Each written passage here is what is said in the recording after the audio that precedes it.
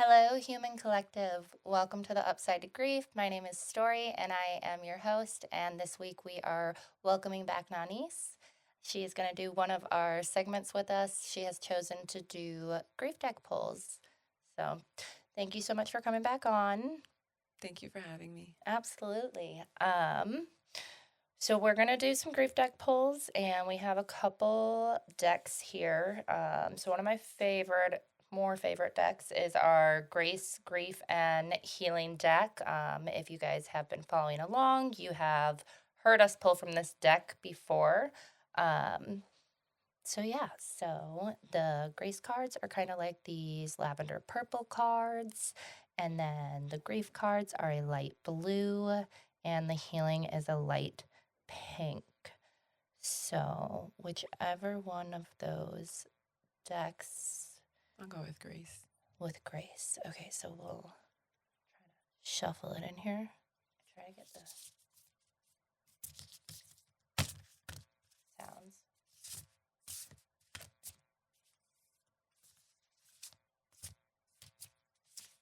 Okay. She's picking a card. Pick this one. What did you get? It says number 37, take the high road. Maintain strong boundaries while being gracious.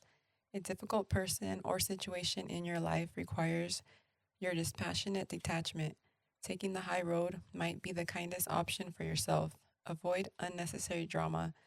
Don't tolerate disrespectful or mean spirited behavior, yet show others the grace you'd expect. Connect with your higher values, speaking and acting from that higher wisdom.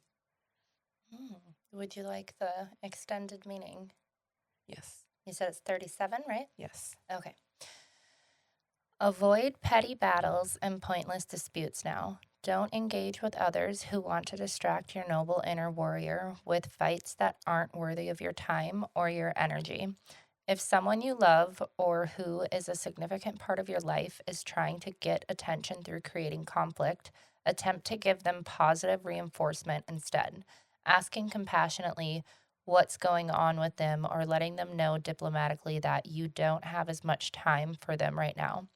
Other other people's challenging emotions about you may not have that much to do with you and can really be more about them processing older emotions and issues via their relationship with you. Stand up for yourself in the least dramatic way possible. If someone is scapegoating you, create healthy emotional space, observing and witnessing others with neutrality, and when possible, also with compassion. Looking at difficult people through the eyes of love can sometimes make them easier to deal with and can even allow you to become a vehicle of grace for them. Life isn't always fair. If that's your expertise right now, may you be given and give yourself as much grace as possible. Amen to that. Do you think of anything when that comes up? Oh, yeah. I was like, that's like a pretty, like, specific card. Like, I know it's like kind of generalized in a sense, but then again, it's like, no, because I feel like if you said this to somebody who didn't mean to, they'd be like, what? Yeah. But This totally resonates with me in my life right now. yeah, Yeah. would you like to hear the action steps? Yes. Okay. Being the bigger person can be much less exhausting and draining than getting down in the emotional mire with others. If there's someone always requiring you to be the bigger person in your relationship, it may be time to have a frank talk with them or with a therapist about how you can shift this pattern. Your needs, boundaries, and emotions deserve airtime and respect too. Ask Grace through a prayer, meditation, or quick journal entry to send you ideas about how to better deal with a person or group of people that are especially challenging right now. Asking Grace simply for help feeling compassion for difficult people can be powerful. Ask yourself, what would love do? Sometimes setting a tough love boundary with others is the grace they need from you. Other times, being merciful is the medicine. Either way, create healthy distance from a difficult person now for your sake and theirs. This card can indicate the need to ride out someone else's emotional storm waiting for clearer, calmer skies to engage with them. Don't take the bait. Be less reactive. Connect with your higher values. That's crazy. I was literally talking to somebody this morning about somebody in my life that I have to, well, I've already set my boundaries with, but we could just continue to pray for this person. Okay. Do you want to talk about it or no? It's like my in-law. Got it. My husband finally stood up for us Mm-hmm. and put boundaries, and she didn't take it well. So she's been very difficult to deal with lately. Mm-hmm. And I know that internally it's not something personal. I think she's going through her own things in life. She's also dealing with her own grief. So I'm just like, what this card said, I don't. Yeah. So that's why I'm like, okay, this is weird. Yeah. So this is cool. Yeah, it can be hard too with, families, in-laws, all of that. Setting boundaries within families, I feel like can be um just tricky to navigate all the time, I feel like. Um At some point. yeah, so hopefully she can take some time and reflect on that and something good will come of it hopefully, but I hope so. I mean, you guys are doing your part Yeah. and that's all you can really do, Yeah. you know. It's about grace, though. I give people grace, how I would expect somebody to give grace to me, because I Mhm. was a difficult person at one point, too. Mhm. Yeah. Yeah. Do you want to draw another one from here or would you like to draw from the other deck? There are Um, no wrong answers. I'll do one from here. Okay. Okay, she is drawing from the healing deck. This is the pink and white deck. It says number 45. Okay. Prioritize beauty therapy. Beauty is a sustaining force for the human spirit and healing for the soul. Spend time in a beautiful nature setting, wear beautiful outfits and jewelry, or purchase a beautiful object for your home or office. Notice the beauty all around. Beauty therapy doesn't have to cost much or any money. Beauty is your birthright. Your inner beauty shines through. I mean, yes. Thank you. Please, right? Yeah. I think we could all use some of that. Do you want the expanded meaning? Yes. Okay. Some may not think of beauty as healing. They might instead think of it as frivolous, although beauty is anything but. Beauty can be incredibly calming, grounding, and connecting. Just looking at an image online of a small lake nestled in the mountains with pine trees dotted, the landscape can instantly make you feel more relaxed and open. Witnessing this view in person can inspire awe and bring you to tears. The impulse to design our living spaces in a way that's beautiful to us or adorn our bodies in clothes and jewelry and makeup that make us feel beautiful can be a bold act of defiance by the human spirit. Determined to revel in what is wonderful about this life despite the inherent pain and suffering. When life feels heavy, it's important to soothe the soul with beauty, which lightens this energy. This is why we send beautiful flowers to those who are grieving. Your spirit needs nourishment. Beauty, in whatever form it's available and authentic to you, is a cup to drink deeply from now. Celebrate and cultivate your inner beauty. That's wild because I literally went on a hike yesterday. Oh, did you? Yeah. Where did you go? I think it's called Mount Miguel. Okay. Yeah, I haven't gone in a while to do any hike. It's been like 4 years, and I finally went yesterday and left at 4:45 in the morning and Oh, wow. You went early. early. Yeah, so definitely connected with nature. What was there something that, like, what got you to get up and do that? Like, what was it after 4 years where you were like, you know what? I'm going to get up? Honestly, I actually wanted to go on my birthday, which was December 28th, Hmm. but for whatever reason, I don't know why we didn't go. So we went for our 5 year anniversary. Okay. And my husband actually was like, all right, let's go. And we went. It was pretty cool. I was a little scared. I heard the coyotes out there and it was cold, Oh, yeah. but Because was the sun even up yet when y'all got no, out? the sun didn't come up until we actually made it to the top. That's cool, though. So when you guys got to the top, the sun was coming up. Yeah. Oh, I that think sounds somebody got a nice. proposal up there too, though. Oh, Yeah. that's so sweet. Yeah. So another card that's on point. Just right on. Yeah. All right. Love it. Okay, cool. We can draw from our other deck. So the second deck that we have is a splash of inspiration and hope, and they are made by Dr. Karen, which for those of you who have been following along, Dr. Karen was here for chapter 12, and we heard about her lots of different grief journeys, lots of different parts.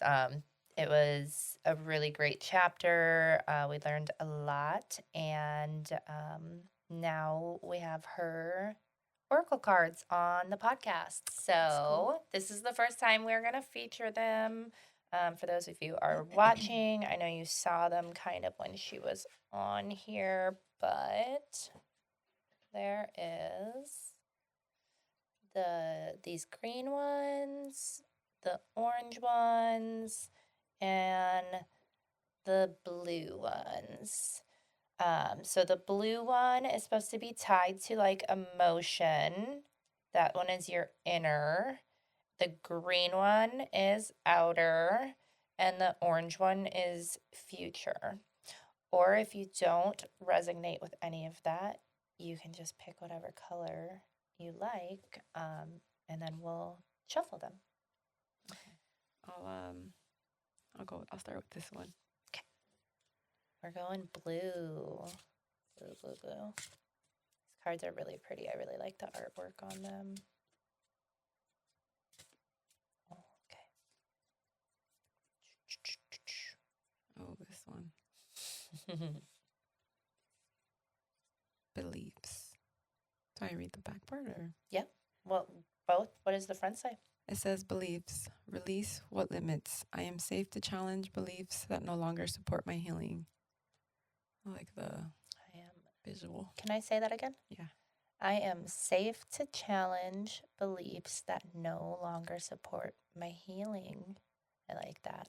Yeah. Because sometimes what supports your healing in one phase may not later. Yeah. And I think it's always just good to like check in with ourselves, like how we check in with other people. Yeah. We should always be checking in with ourselves to see like, okay, like, is this still working for me? You know, like whatever our own version of healing looks like, it's super important. So, sorry, continue. Okay, so it says loss doesn't happen in a vacuum. It's shaped by old wounds, cultural expectations, and the beliefs you carry. Some beliefs once helped you survive, but now they may be holding you back. I should be over this. Crying is weak. I have to do it alone. This card invites you to look gently beneath your emotional responses and ask, what belief is driving this? Awareness is the first step toward freedom. You get to choose a new truth. When you evaluate your beliefs, you reclaim your power to shape the story of your healing. Do I read all of it? It's up to you. So it has like a journal reflection and some action steps.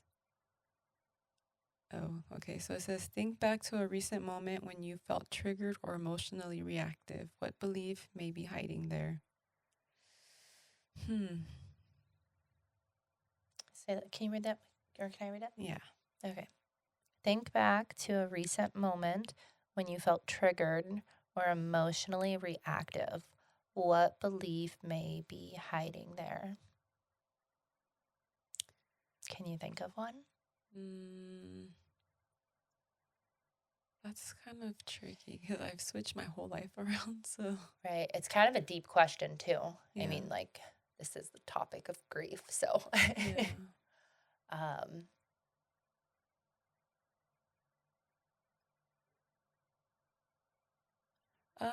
I think like for me, the most recent one, like if it's about grief,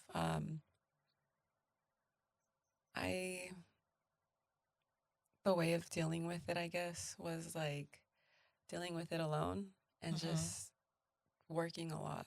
I avoided like the feeling of grief. So like my most recent passing, which was my grandfather. Mm-hmm. And it wasn't bad per se because that's what helped me get sober. Mm-hmm. But now, 5 years later, I realized that it wasn't true. I didn't have to go through it alone because I wasn't the only one that lost him. Mm-hmm.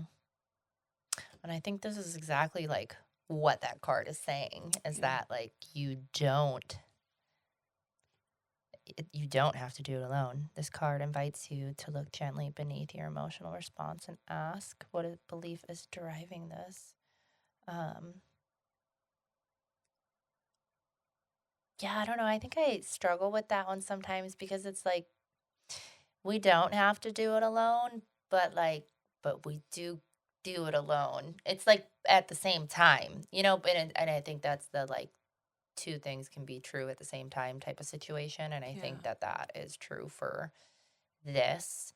Um, it reminds me of like when my husband first passed, like my family really wanted me to come home and I chose not to and I stayed here by myself, Yeah. which is like looking back on it, like kind of crazy. But in my head, I was like, well, you guys can't grieve for me. So like I just gotta stay here. Like going there isn't gonna like make it go away. Yeah. Um, but like the support would be nice. So I think maybe it's almost like I guess for me, it's like how much support am I allowing Yeah. to have happen, and I feel you and I are kind of similar in that way of just like work, work, work, work, work and stay busy and like always on the go, Yeah. um, then there's not a lot of time for other things when you're, To think, schedules. to cry, to feel. Yeah. Yeah, exactly.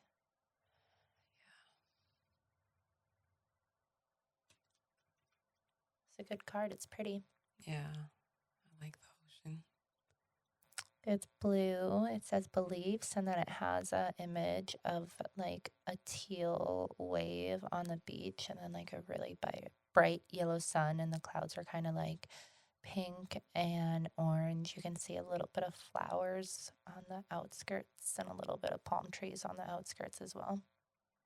Kind of looks like Hawaii, or what I would imagine Hawaii to look like. I've never actually been there, so um, it's pretty though. The picture does feel like relief.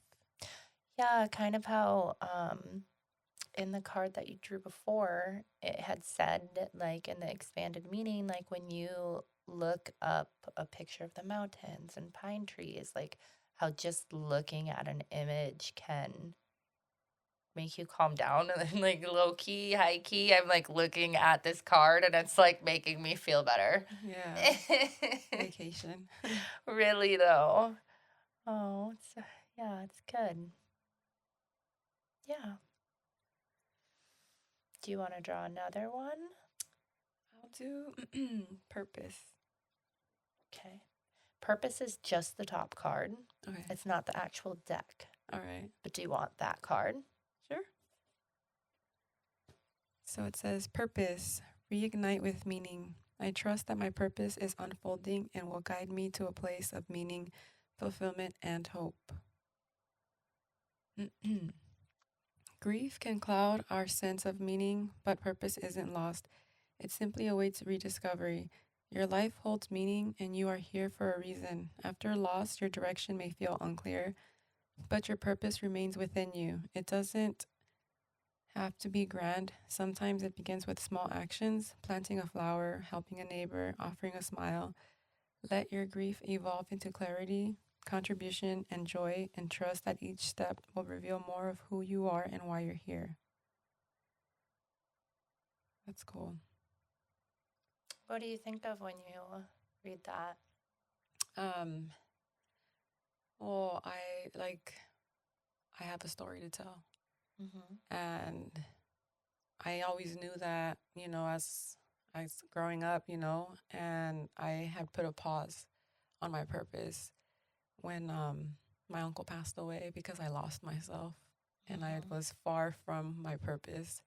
It took me a while to get back to what I'm here for. which is helping people and connecting with others. And, you know, through my lived experience, helping, you know.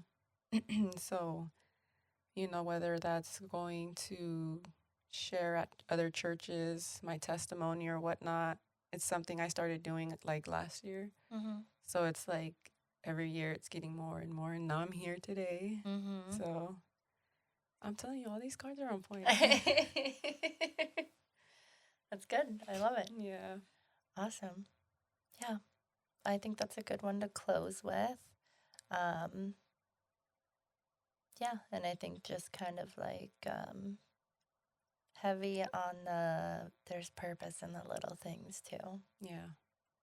Like the planting a flower or, you know, because life can get so busy and like you get so caught up in all of these things. And it is good to have a big purpose and to gather and share and all that too. But I think when everything feels so overwhelming, to remember that like the purpose like is also you, Yeah. you know, and just like waking up and taking a breath every day. Yeah. So, yeah. All right. Well, thank you for coming back on and doing some grief deck pulls. That was fun.